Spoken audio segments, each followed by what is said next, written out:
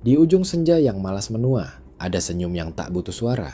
Ia bukan pujian, bukan doa, hanya gemetar yang menjelma cahaya. Dodi Starboy bukan sekadar nama, ia adalah kelokan halus dalam dunia yang tajam. Di kota kecil Aratnasun, tempat suara klakson lebih lantang dari doa, muncul satu figur yang tak bisa dihindari, tapi juga tak bisa dimiliki.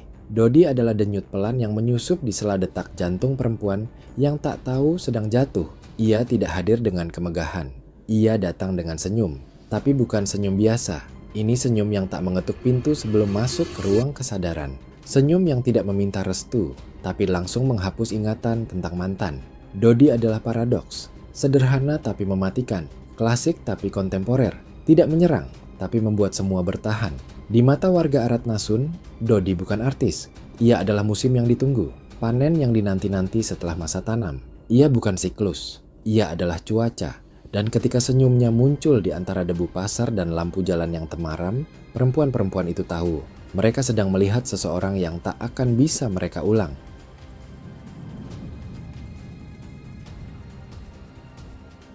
Di dunia yang semakin bising oleh upaya tampil, Dodi Starboy memilih senyum sebagai cara masuk. Tapi senyum itu bukan sekadar ekspresi wajah, ia adalah semacam ideologi. Perempuan-perempuan yang tak berniat jatuh hati pun tersandung olehnya. Bukan karena niat, tapi karena struktur batin mereka tak diberi pilihan.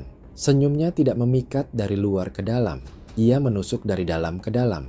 Seolah ada lorong rahasia di pikiran yang dibuka tanpa permisi. Lalu disusupi kenangan yang bahkan belum pernah terjadi. Senyum itu bukan romantis, bukan genit, bukan ramah. Ia adalah bahasa yang hanya bisa dimengerti oleh yang pernah kehilangan.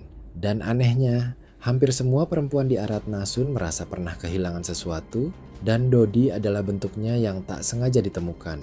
Ia tak perlu berkata, tak perlu memulai percakapan, sebab senyumnya adalah prolog, isi dan epilog dari hal yang tak bisa dijelaskan. Ini bukan lagi soal wajah tampan, ini soal kehadiran yang membuat dunia jadi lebih ringan untuk beberapa detik. Senyumnya adalah bentuk simpati yang terlalu jujur untuk dianggap basa-basi. Maka, ketika senyum itu muncul, bukan hanya mata yang bergerak, batin pun ikut menoleh.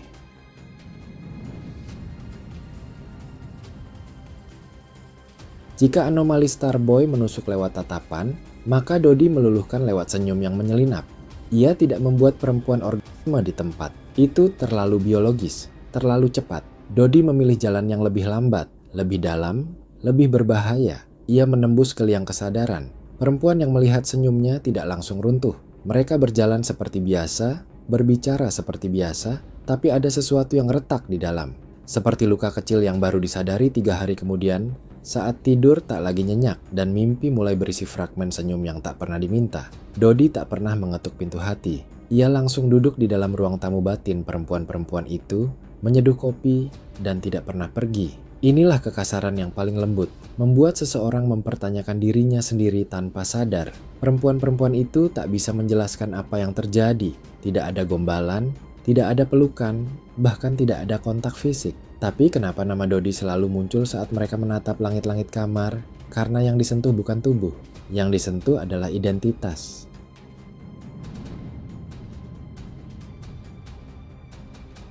Dodi Starboy tidak memakai baju dengan logo besar. Tidak ada sepatu yang harus disorot. Tidak ada tas yang perlu diabadikan.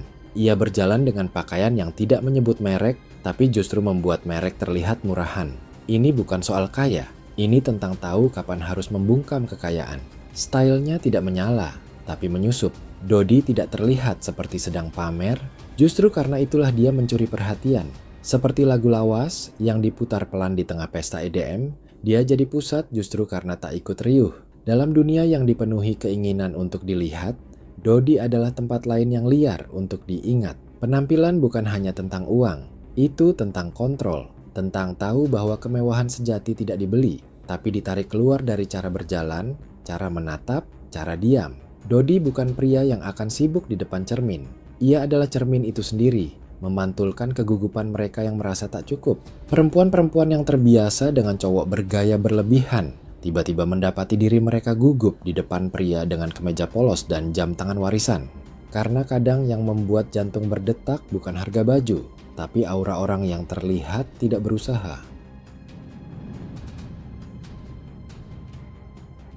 Setiap kota punya pusat gravitasi. Di Aratnasun, itu bukan tugu, bukan kantor wali kota, bukan mall yang baru dibangun. Itu adalah tubuh Dodi Starboy yang sedang menari di tengah alun-alun. Tidak ada panggung, tidak ada sorotan lampu, hanya ubin panas, debu sore hari, dan irama yang keluar dari tubuh yang paham waktu. Dodi tidak menari untuk menghibur. Ia menari karena ia hidup. Gerakannya bukan koreografi, tapi ritus. Sebuah pemanggilan sunyi terhadap energi yang lupa pulang. Dan orang-orang, entah bagaimana, ikut masuk ke tarian itu. Warga yang awalnya hanya lewat mendadak berhenti. Anak-anak terdiam, kamera-kamera terangkat. Tapi Dodi tidak peduli. Ia menari bukan untuk disaksikan. Tapi justru karena itu, ia disaksikan oleh semua. Tak ada yang bisa menebak kapan ia akan muncul di alun-alun. Tapi kabarnya menyebar seperti bau hujan di tanah kering. Orang-orang mulai datang lebih awal, duduk di pinggir, berharap hari itu adalah hari ketika bumi Aratnasun bergetar lewat tapak kakinya. Dan ketika Dodi mulai memutar tubuhnya di udara, bukan hanya ubin yang bergetar, batin para penonton pun ikut goyah. Karena ada sesuatu dalam gerakan itu yang tidak bisa dijelaskan. Seperti melihat luka yang menari, atau rindu yang tiba-tiba punya wujud.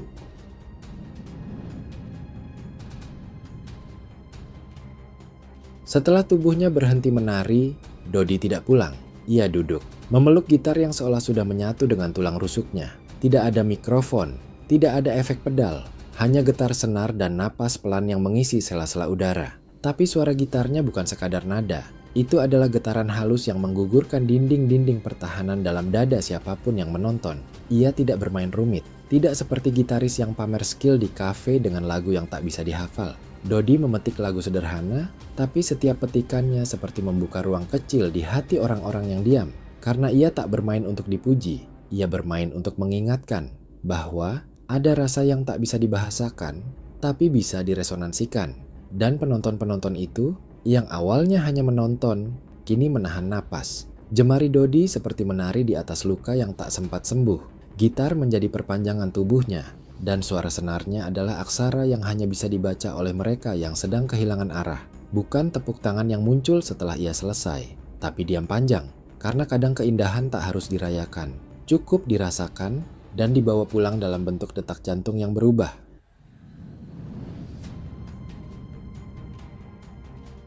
Dodi tak hanya memetik gitar, ia menyanyikan dunia yang diam-diam kita sembunyikan.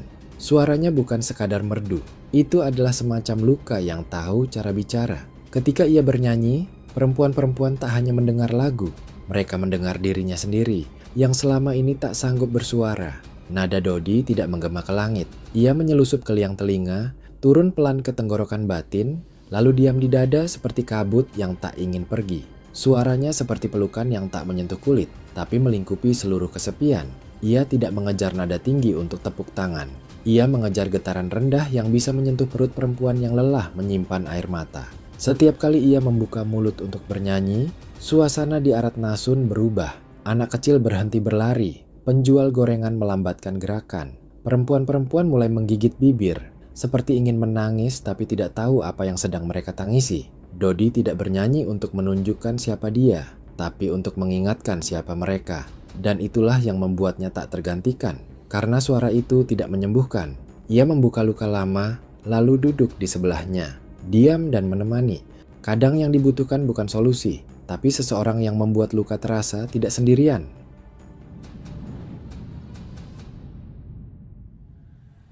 Ada manusia yang disambut karena prestasi, ada yang dielukan karena tampang.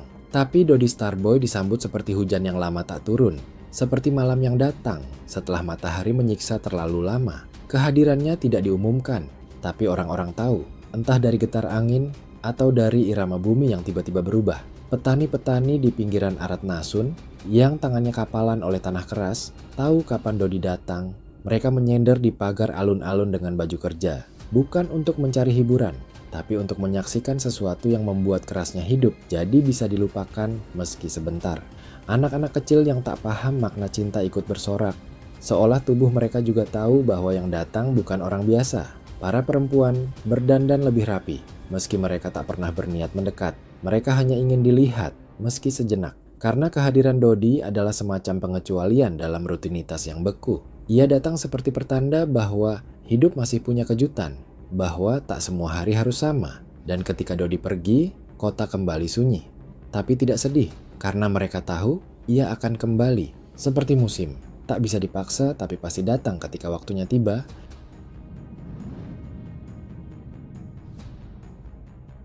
Daya tarik terbesar Dodi Starboy bukan pada senyum, tarian, gitar, atau suaranya, tapi pada cara ia menolak menjadi pusat, padahal semua sorot sudah tertuju padanya. Ia tidak memanfaatkan pujian sebagai tumpuan. Ia tidak menjadikan kekaguman sebagai alat tawar. Ia hanya hadir, memberi, lalu menghilang. Dan disitulah letak bahayanya. Di dunia yang penuh orang haus pengakuan, Dodi justru memupuskan citra. Ia bisa duduk di warung kopi dengan sendal jepit, mengobrol dengan tukang parkir, seolah mereka sudah saling kenal sejak zaman belum modern. Ia tidak membangun jarak, justru membiarkannya menguap. Dan karena itu, perempuan-perempuan tak hanya jatuh hati, mereka bingung. Bagaimana bisa seseorang seterbuka itu tetap misterius? Humble-nya bukan trik, bukan branding, tapi hasil dari seseorang yang telah berdamai dengan dirinya. Ia tidak takut kehilangan pujian karena ia tidak hidup darinya. Ia tidak mengejar validasi karena ia sudah cukup dengan keberadaan sendiri. Dan justru karena tidak mengejar, ia dikejar. Ketika Dodi berbicara, tidak ada kalimat motivasi, tidak ada bahasa palsu. Hanya obrolan sederhana yang membuat orang merasa, aku tidak sendirian. Dan dalam dunia yang semakin dipenuhi topeng, itu jauh lebih seksi daripada cowok yang joget-joget di aplikasi Sarmon atau rekening 2 digit.